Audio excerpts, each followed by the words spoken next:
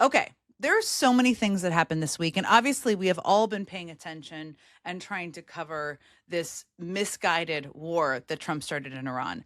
But one of the things that struck me is how many people and even sometimes networks, or at least people in news networks, are trying to make it look better for him, cover up for him a little bit. Who knows? Just make him look less completely disconnected than he clearly is. And one of the examples I have in this is Fox News, because on Saturday, there was a dignified transfer, which basically means the bodies of men and women, that happens when bodies of men and women who have lost their lives, service members, come back.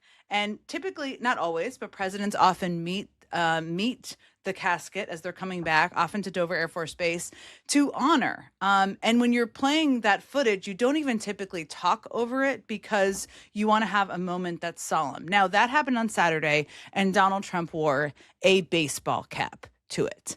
And on Sunday, this is the footage that was played on Fox News.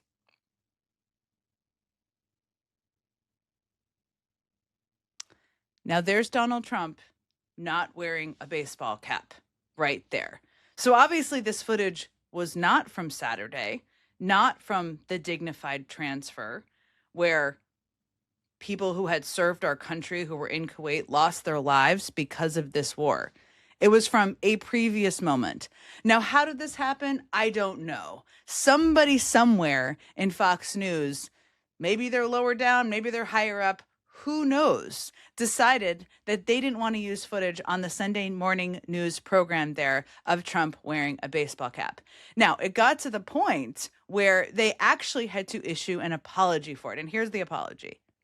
Before we move on, we want to acknowledge a mistake made earlier on our program. During our coverage of yesterday's dignified transfer, we inadvertently aired video from an older dignified transfer instead of the ceremony that took place yesterday. We deeply regret the error and extend our respect and condolences to the service members' families. We honor the sacrifice of those 6 American heroes.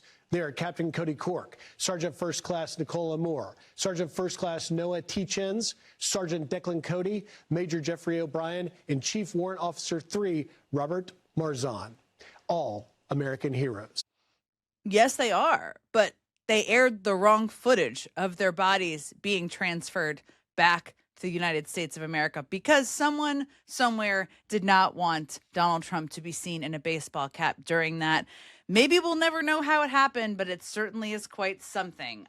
Speaking of, that wasn't even kind of the only thing that happened this week where it was somebody somewhere trying to satisfy or please Donald Trump, daddy, whatever you want to call him. And this one was much more public and much weirder in some ways because there was reporting this week that Donald Trump has purchased the same shoes, Florsheim shoes is what they're called. They're made in the United States. They're black dress shoes. You can see them there. How weirdly that they all have the same exact shoes.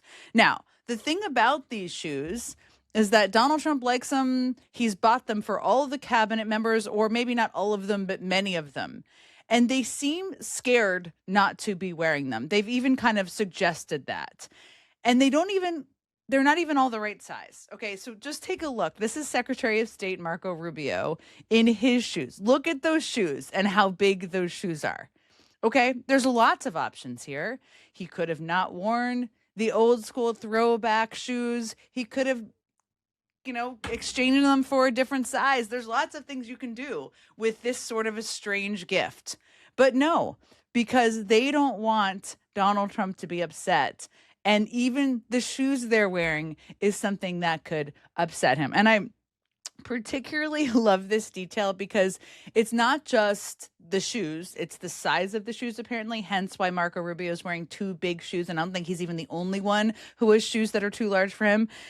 This is what J.D. Vance, the vice president of the United States, said on the record about Trump's obsession with shoe sizes. The president kind of leans back in his chair and says, you can tell a lot about a man by his shoe size, Vance said. So it's not just the shoes. Apparently, Trump really cares about the size too, which with everything happening in the world, what a thing to be concerned about. But they're still wearing these old school throwback two big shoes. And that tells you so much about this cabinet. Okay, speaking of things that are, well, I mean, things that are trying to impress Trump that are way too big and shouldn't be this big. There is Kristi Noem, the former Secretary of Homeland Security, and of course, her massive $220 million contract for the ad. We've all seen the ad, but hell, let's just play it again because it is so good. With her on horseback, we're just going to play that ad. There you go. There's Kristi Noem on a horse in among national monuments just to get some credit for all of the work she did terrorizing communities as the Secretary of Homeland Security. Yep, there's some buffalo running. I think they're buffalo. There you go. Now, that was part of a $220 million contract where the husband of one of her closest aides, Tricia McLaughlin, benefited financially. There's so many questions about that. Even Republicans are calling for investigations of that. But here's something I saw this week that I find just so delicious about this entire detail. First of all, that is the height of corruption. It's insane. Why is a cabinet member riding a horse to get credit for things when they are terrible at their job? And in general, why are they spending all this taxpayer money? But we're coming up on the Oscars this Sunday, March 15th.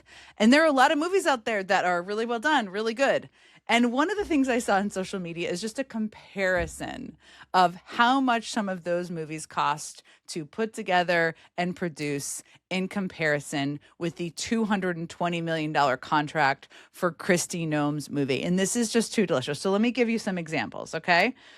Kristi Noem's $220 million ad campaign cost more to make than, wait for it, Sinners, the movie, than Marty Supreme, Hamnet, and literally all other Best Picture nominees except for F1. And that involves a lot of really fancy cars.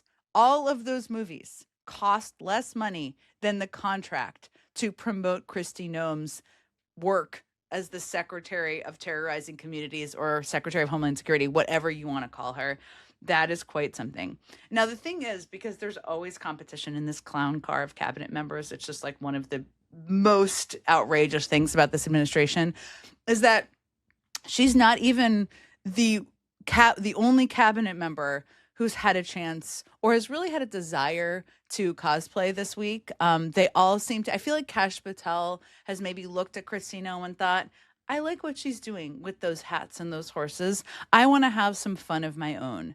And this is such a fun thing because we just learned that Kash Patel, he loves the UFC. He loves kind of Ultimate Fighters, that whole thing. And he loves that, right? We know that he's gone and he's attended them. Donald Trump has attended them. Well, the UFC announced that he's going on a historic field trip with senior staff and academy students to train with UFC fighters. This is like, I don't even know. It is his own fantasy camp as the FBI director. It is him trying to look more macho than even he did when chugging a beer celebrating the men's Olympic team win. We all remember that horror. But yes, he is going to train on a historic field trip with UFC fighters. Here's how they've described it, that it will provide insight into UFC fighters' training methods as well as fighting techniques and tactics. Because who doesn't need those skills if you're Kash Patel and you're spending so much taxpayer money already jettisoning your girlfriend to Nashville and Vegas and all of the places that they are traveling off to. And maybe, who knows, maybe Trump will get in on it. Although I don't know if he could keep up with UFC fighters. I don't think so. So that's another thing happening with the cabinet. Now, there's lots of darkness, lots of hard things to talk about, lots of difficult things going on in the world. But I just wanted to leave you with some this is a fun, uplifting piece of insane news. And maybe you've seen this and maybe you haven't, but if you haven't, it's going to give you, I don't know, it made me feel joy. So the LA Marathon took place this past weekend, and there was this insanely exciting finish to the race because there was this American high school cross-country coach. Can you imagine if this was your cross-country coach? Guy by the name of Nathan Martin. You couldn't even see him in the visual of the shot and I'm going to show you this in a second. He comes from way behind to meet a runner from Kenya. And he ended up winning by 0.01 seconds. It's literally the closest margin in LA marathon history. But I'm going to end by showing you this because we all need something a little bit uplifting, a little bit about how, the underdog can win. Here it is. 2 seconds. Okay, how close is Michael from here? Is he within eyesight from us? He's in the last. I don't know. Here he comes. He comes right now. Here he comes. So let's get right back down to the finish line so we can watch Michael cross the line here. Michael Kamau from Kenya. Just over 2 hours and 11 minutes on the clock. Oh, whoa. Nathan Martin. Nathan Martin. Oh my gosh. What a race. Michael Kamau from Kenya did not see the cross-country coach come in.